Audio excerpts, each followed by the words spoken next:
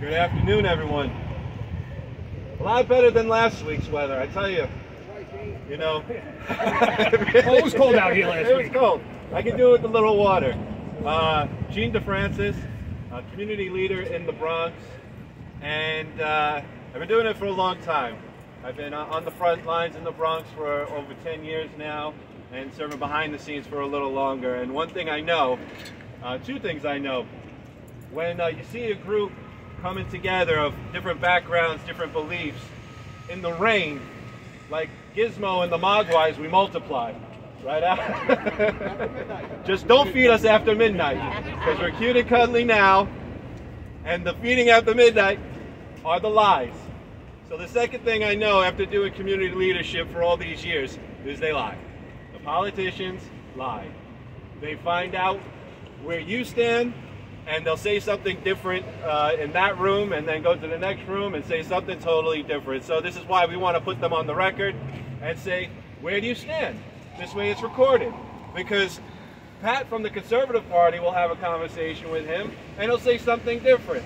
And then my friends from the Democrat Party will have a conversation, it'll be something different. And then me as a moderate, lifelong independent until 2 years ago when I had enough of the monopoly in the city, I was an independent all those years, and I turned Republican. Not because the Republicans are better or the Democrats are better, it's because we need to balance the numbers. They need to see that enough is enough. At the end of the day, we're all New Yorkers. We're all Bronxites. Well, most of us are Bronxites. And they ask, why are we down here? Well, I went to school in Manhattan. I worked in Manhattan at the Equinox, right in Greenwich Village, for many years. That could have been my cousin in the Burger King, my daughter, my brother, my sister. Bronx is only a hop, skip, and a jump away. It's only a short bridge in Harlem, where this man is telling people he's going to dictate what the law is. Now, I don't know it personally, but what I know is that they signal with bail reform that we're going to sympathize with the criminals. We're not looking to lock down everything. You jump in a turnstile, you're going to jail for 20 years. That's ridiculous. Let's not get that even in anybody's thought.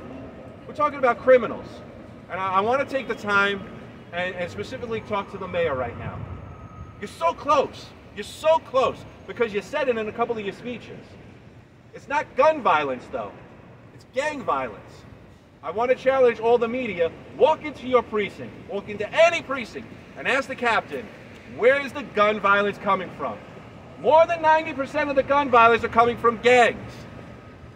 Innocent children, 12, 13, 14 years old, are being bullied because the old-timers, the old-school guys, are recruiting them in our streets. And we deal with it a lot in the Bronx. We have to get them back in our fold. That's why you got to support the community organizations. You got to get them off the streets. You got to get them in a family environment because a lot of our kids come from a broken home. That's just a reality in New York. You got to be their family. You got to look out for your neighbor to the left and the right. It is your business. Your community is your business. If a kid's struggling, if he's having a hard time, it's just a kid. Pull him in before the gangs pull him in. That's how we stop the violence. That's how we stop the gun violence. That's how we stop the desperation. Working together. I want to thank all of you for coming out here in the rain. I want to thank all my colleagues and friends for coming out here. We can get through this. There's better days ahead. This is just rain. It's not going to hurt us. We got to talk to each other with common sense.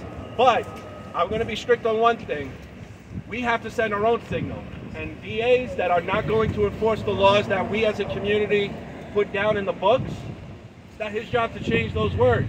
It's councils. It's their job. We elected from different regions in our city. It's their job to change the laws, not his.